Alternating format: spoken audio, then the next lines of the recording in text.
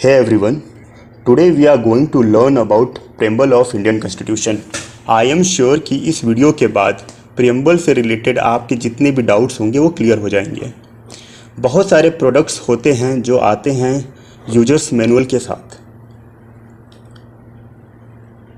इस मैनुअल में उस प्रोडक्ट को कैसे यूज करना है, क्या क्या इंपॉर्टेंट डायरेक्शंस होती हैं, वो मेंशन होता है।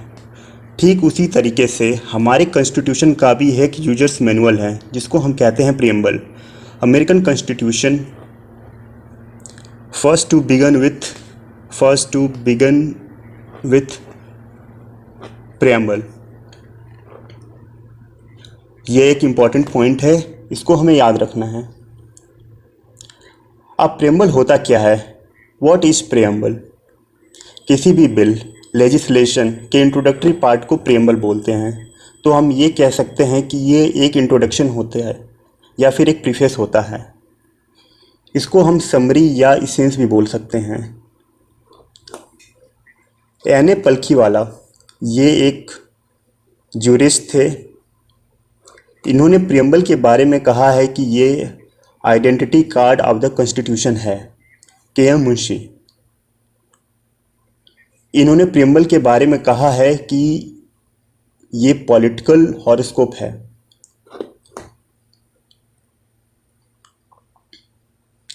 हमारा जो प्रीएम्बल है वो बेस्ड है ऑब्जेक्टिव रेजोल्यूशन पे, जो कि जवाहरलाल नेहरू ने प्रेजेंट किया था। इसमें डेट्स याद करना बहुत इम्पॉर्टेंट है। तो 13 दिसंबर 1946 को जवाहरलाल नेहरू ने इसको प्रेजेंट किया था कॉन्स्टिट्यूएंट असेंबली में। 22 जैन 1947 को हमारे कॉन्स्टिट्यूएंट असेंबली ने इसको एक्सेप्ट कर लिया था। तो ये जो दो डेट्स हैं इसे हमें याद रखना है। हमारा प्रीएम्बल अभी तक सिर्फ एक बार अमेंड हो चुका है, वो भी 42nd कॉन्स्टिट्यूशनल अमेंडमेंट एक्ट के तहत। ईयर था 1976। हम सभी जानते हैं कि उस समय इंदिरा गांधी की गवर्नमेंट थी और इमरजेंसी भी उस समय लागू थी। कौन कौन से वर्ड्स यूज हुए थे हमारे प्रीएम्बल में जो ऐड हुए थे? वो 3 वर्ड हैं, सोशलिस्ट, सेकुलर और इंटेग्रिटी। इसको याद करने का एक तरीका है SSI, yes for socialist, yes for secular and I for integrity.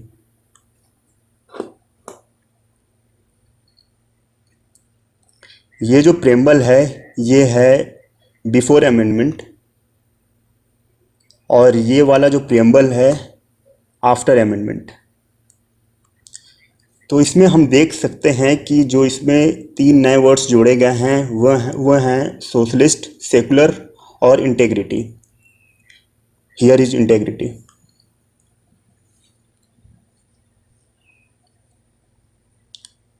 हमें प्रीएम्बल के एक एक वर्ड को होल हार्टेडली याद करना है, क्योंकि ये कई बार एग्जामिनेशंस में पूछे जा चुके हैं।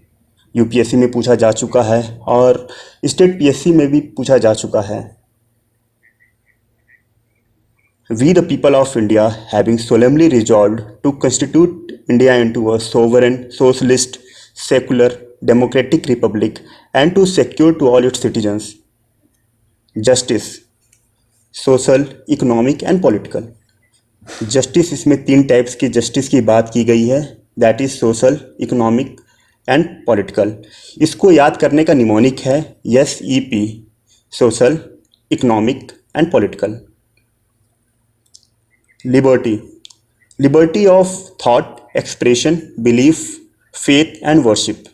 इसको भी याद करने का एक निमोनिक है TEBFW, टेविफ।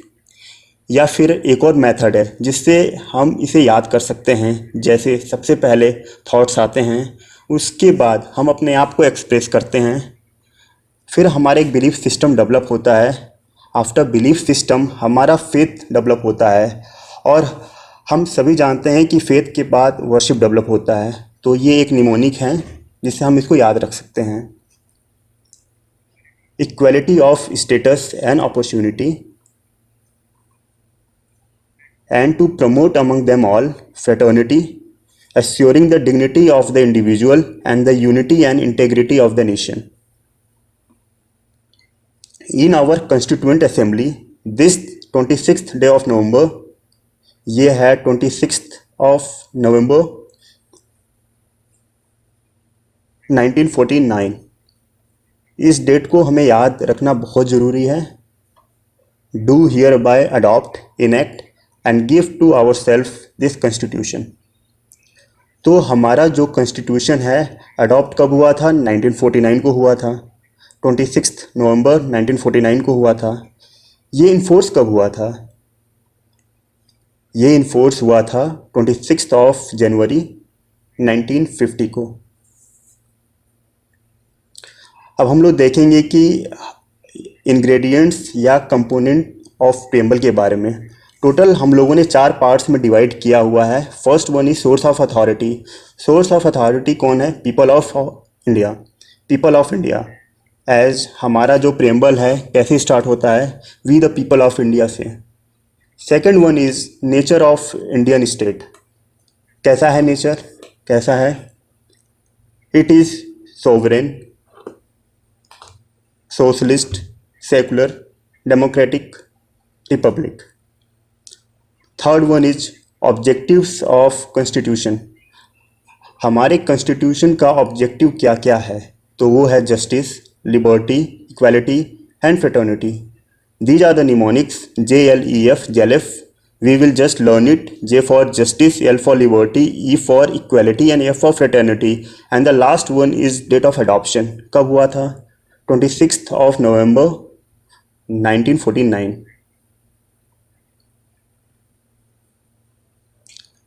अब हम लोग प्रियम्बल में जो इम्पोर्टेंट कीवर्ड्स यूज हुए हैं उन्हें देखते हैं।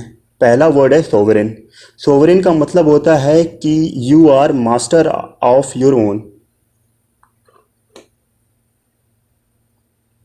इसमें आप जो भी डिसीजंस लेते हैं, वेदर एक्सटर्नल हो या इंटरनल, आप खुद लेते हैं। इंडिया ने ज्वाइन किया था यूनाइटेड नेशन और इंडिया ने ज्वाइन किया था कॉमनवेल्थ। ये एक एक्स्ट्रा कॉन्स्टिट्यूशनल डिक्लेरेशन था। इससे कोई भी हमारे सोवरेनिटी पर फर्क नहीं पड़ता है। Second word is socialist. ये वर्ड ऐड हुआ था 42nd कॉन्स्टिट्यूशनल अमेंडमेंट एक्ट के तहत 1976 में।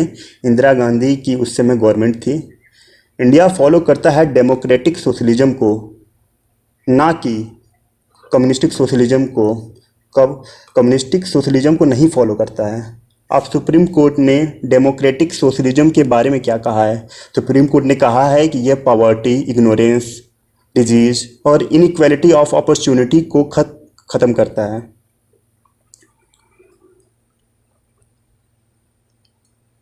इंडियन सोशलिज्म मिक्स्ड फॉर्म है मार्क्सिज्म और गांधीज्म का, लेकिन यह लीन किया हुआ है गांधीयन सोशलिज्म की तरफ ज़्यादा। गांधीज्म सोशलिज्म, मार्क्सिज्म सोशलिज्म, तो यहाँ पर लीनिंग है गांधीज्म सोशलिज्म की तरफ। अब हम देखते हैं कि जो न्यू इकोनॉमिक पॉलिसी आई थी 1991 में, जो 3 रिफॉर्म्स हुए थे, लिबरलाइजेशन, प्राइवेटाइजेशन और ग्लोबलाइजेशन, इसकी वजह से जो सोशलिज्म की क्रेडेंशियल्स हैं वो वीक हुई थी।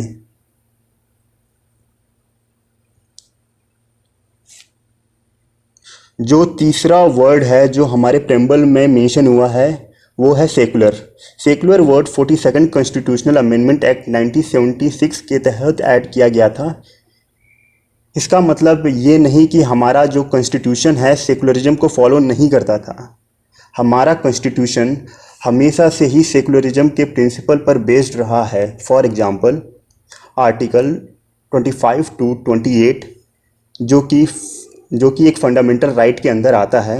इसमें क्या मेंशन है? इसमें यह मेंशन है कि राइट टू फ्रीडम ऑफ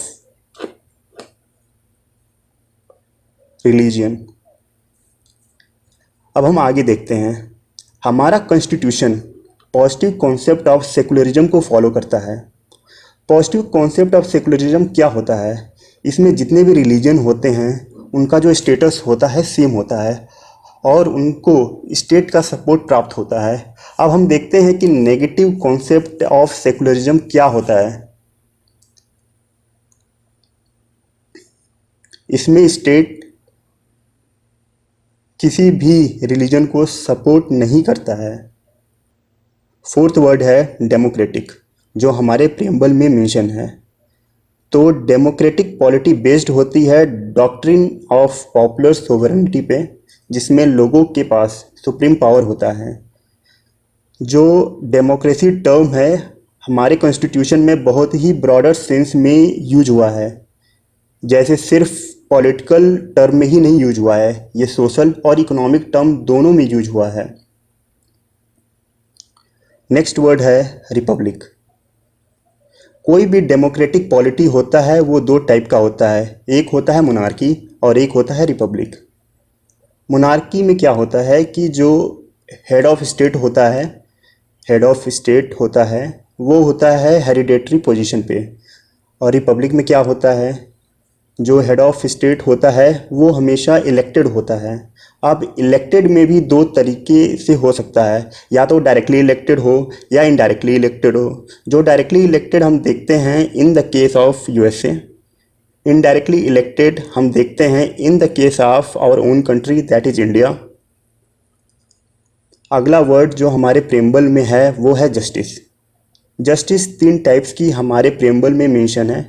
पहला है सोशल जस्टिस, दूसरा है इकोनॉमिक जस्टिस और तीसरा है पॉलिटिकल जस्टिस। सोशल जस्टिस क्या होता है, ये होता है equal treatment of all citizens, लेकिन इसमें एक एक्सेप्शन है। जितनी भी बैकवर्ड क्लासेस होती हैं, बैकवर्ड क्लासेस जैसे कि एससी, एसटी, ओबीसी या वुमेन, इनकी कंडीशन में अपलिफ्टमेंट के लिए, इम्प्रूवमेंट के लिए इसमें नए नए प्रोविजंस बनाए जाते हैं। अब हम देखते हैं इकोनॉमिक जस्टिस क्या होता है। ये होता है non discrimination on the basis of economic factor, ठीक है। अब हम देखते हैं पॉलिटिकल जस्टिस के बारे में। ये क्या होता है, ये होता है equal political rights, equal access to all political offices and equal voices in the government. Ideal of justice जो कि है सोशल, इकोनॉमिक और पॉलिटिकल, रशियन रेवोल्यूशन से इंस्पायर्ड है। रशियन रेवोल्यूशन हम सभी जानते हैं कि 1917 में हुआ था। अगला वर्ड जो हमारे प्रेम्बल में मेंशन है वो है liberty. Liberty means absence of restrain on the activities of individual and at the same time providing opportunity for the development of individual personality. Okay, next word is equality. Equality means absence of special privileges to any section of the society and the provision of adequate opportunity for all individual without any discrimination. हमारे preamble में दो type के equality की बात की गई है। पहला है इक्वलिटी ऑफ स्टेटस, स्टेटस में इक्वलिटी की बात की गई है, and the second one is equality of opportunity.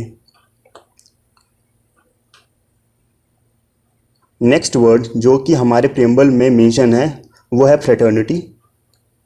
Fraternity means sense of brotherhood. हमारे प्रियम्बल में दो टाइप की फ्रेटर्निटी की बात की गई है।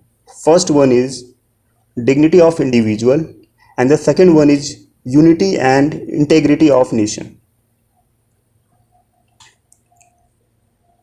अब हम लोग सुप्रीम कोर्ट के दो इम्पॉर्टेंट केसेस की बात करेंगे।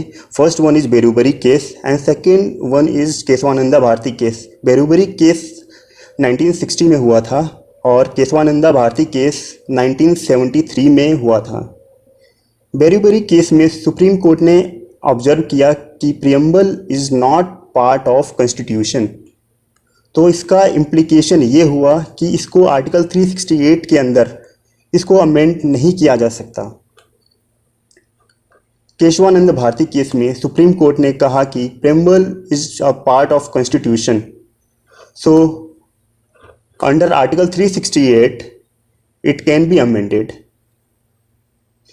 ये अमेंड तभी हो सकता है जब इसके बेसिक फीचर से कोई छेड़छाड़ ना हो। अब हमारे मन में एक क्वेश्चन आता है कि हमारा प्रेम्बल एक बार अमेंड हो चुका है जिसमें 3 नए वर्ड्स ऐड किए गए थे। कौन कौन से वर्ड थे? मैंने आपको ट्रिक बताया था इसको याद करने का। SSI, that is socialist, secular and integrity. तो इसने किसी भी तरीके से हमारे बेसिक फीचर्स से कोई छेड़छाड़ नहीं की गई थी, बल्कि इन तीनों वर्ड्स की वजह से हमारा प्रेम्बल वो और स्ट्रेंथन हुआ था। Thank you.